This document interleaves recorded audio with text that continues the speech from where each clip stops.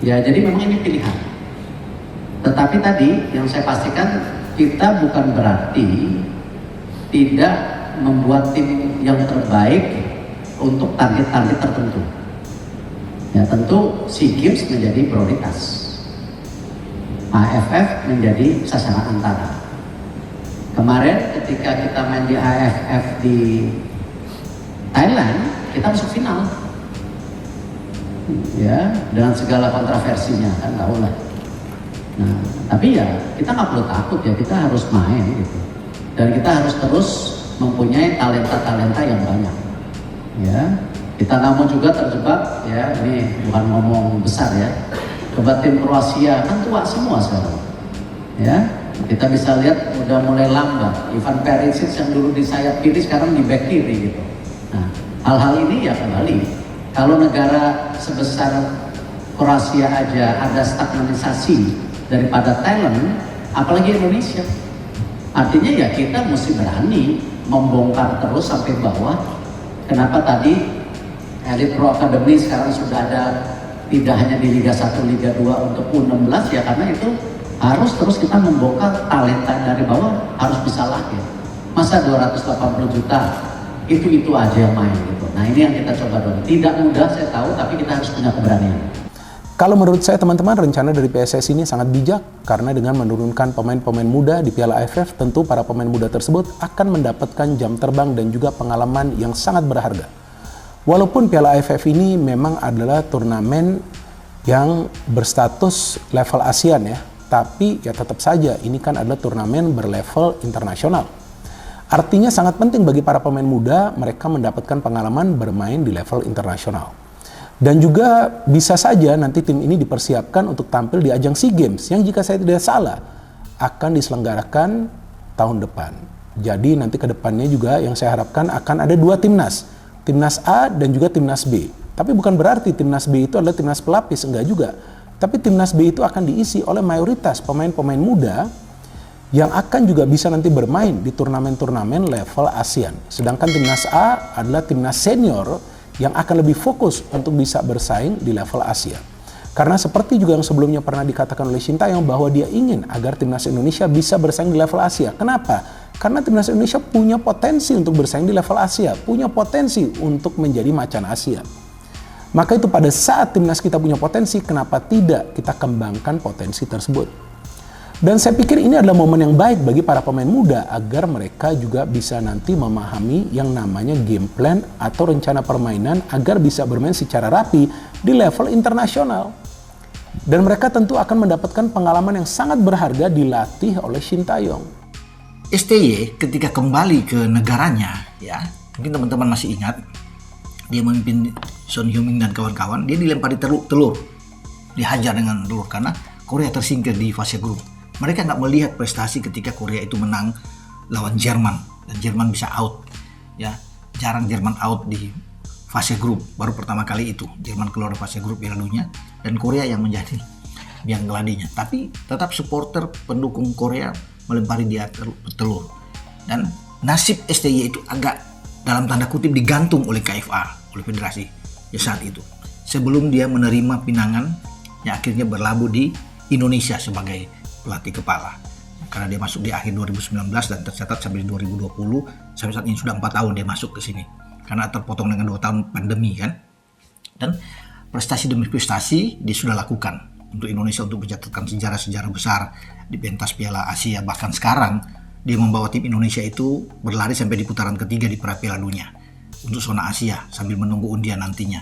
Peluang untuk bisa lolos ke Piala Dunia masih terbuka, walaupun banyak yang mengatakan tidak mudah ya, tidak gampang, untuk ini sulit ya benar.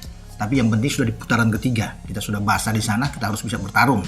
Nah, STY sudah komitmen akan bersama dengan itu yang dipegang oleh Pak Ketua, bahwa dia akan bersama dengan tim nasional Indonesia. Kalau dia kembali ya itu yang saya cerita tadi, trauma dia bagaimana dia sempat kena dengan telur itu dan nasibnya digantung oleh KFA. Saya pikir STY akan berpikir lagi dan dia sudah terlanjur enak, ya sudah enjoy banget berada di Indonesia, ya, dan dia tetap akan bersama dengan kita. Saya itu meyakini benar bahwa STY akan pegang janjinya. Dia akan membawa Indonesia terbang tinggi, apalagi sekarang sudah di putaran ketiga.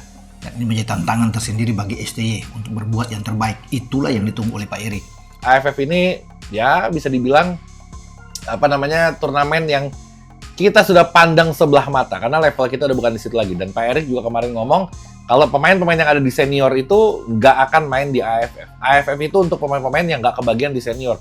Banyak banget yang nggak kebagian. Yang ya kayak pemain-pemain kita yang biasanya reguler main di timnas ternyata enggak. Nah itu mereka akan dicoba dimain di Piala AFF. Kalau bagus mungkin akan dipromosikan ke tim utama yang ada di kualifikasi Piala Dunia. Jadi kita kayak punya 2 timnas sekarang.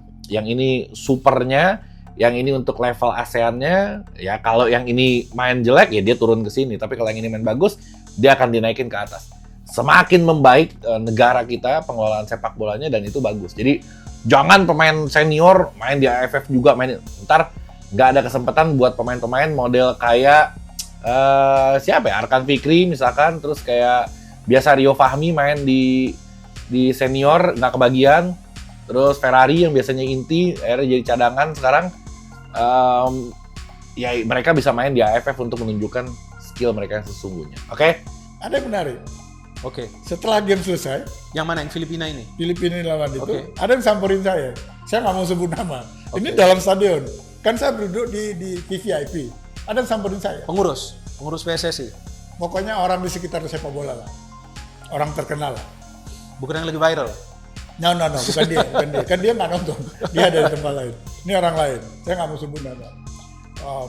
Dia bilang gini, dengan materi ada, kalau pelatihnya bukan SC juga bisa menang. Saya langsung lihat muka dia.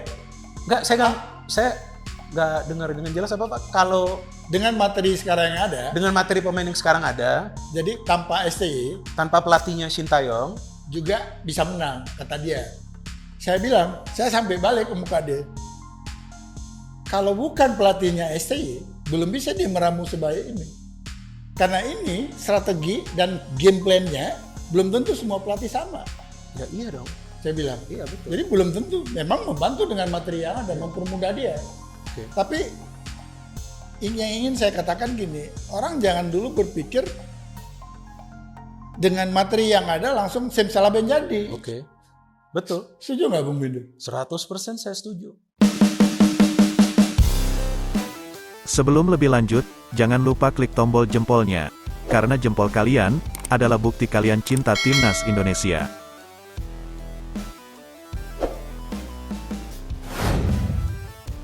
Erick Thohir anggap Piala AFF cuma sebagai pemanasan. Harapan Fahri Husaini agar Shin Tae-yong bisa membawa Timnas Indonesia meraih gelar juara Piala AFF terganjal restu Ketum PSSI, Erick Thohir. Fahri Husaini sangat berharap Shin Tae-yong bisa membawa Timnas Indonesia meraih gelar juara Piala AFF seiring perpanjangan kontrak yang diberikan.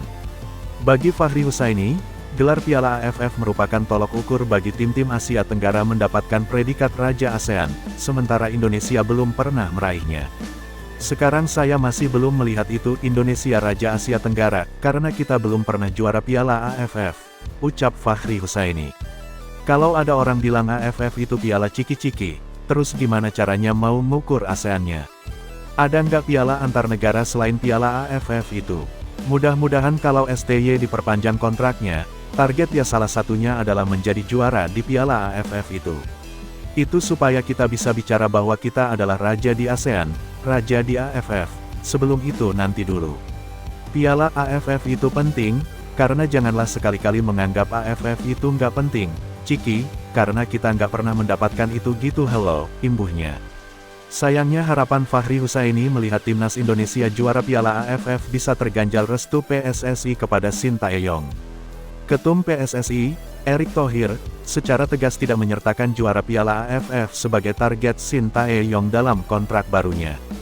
Bagi Erick, Piala AFF hanya sekadar ajang uji coba untuk timnya, bukan penentu tim mana yang layak menyandang predikat Raja ASEAN. Hal ini disampaikan langsung Erick Thohir dalam wawancara eksklusif bersama Rosiana Silalahi dalam program acara Rosi Kompas TV yang tayang Kamis tanggal 16 Mei tahun 2024. Kalau saya sudah pernah menyampaikan, SEA Games kita fokus, Asian Games kita kirim tim muda, di AFC Senior dan U23 kita harus serius, ucap Erick Thohir. Di AFF hanya sebagai trial saja, imbuhnya. Lebih lanjut, target utama Sintayong yang diungkap Erick Thohir adalah membawa timnas Indonesia menembus 100 besar ranking FIFA. Meski begitu, PSSI tidak mengesampingkan fokus terhadap timnas kelompok umur yang diproyeksi berlaga di kancah Asia mendatang. Kita sepakat dengan Coach Sin, kita lanjut 2027, ujar Erick Thohir. Ada beberapa diskusi misalnya soal target. Ya saya bilang target berikutnya ya 100 besar. Saya nggak bisa ngomong di turnamen tertentu. Target utamanya bisa tidak kita masuk 100 besar dalam 3 tahun ke depan. Sejak awal saya mau targetnya 100 besar, imbuhnya.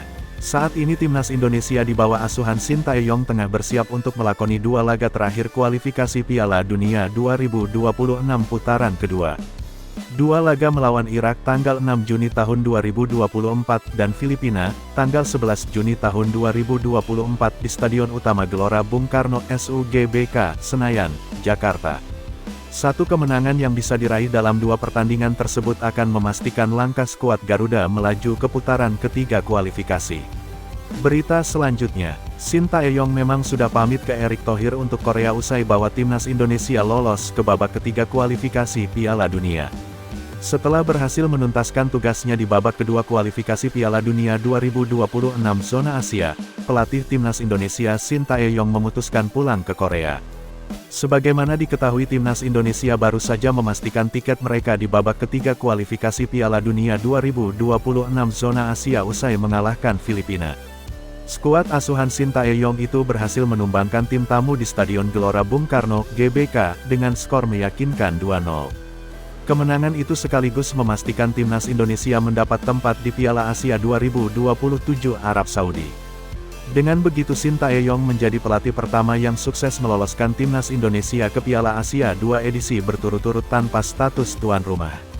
Sebelumnya Sintayong juga meloloskan timnas Indonesia ke Piala Asia 2023, bahkan sampai membuat skuad Garuda tembus ke babak 16 besar sebagaimana yang ditargetkan PSSI.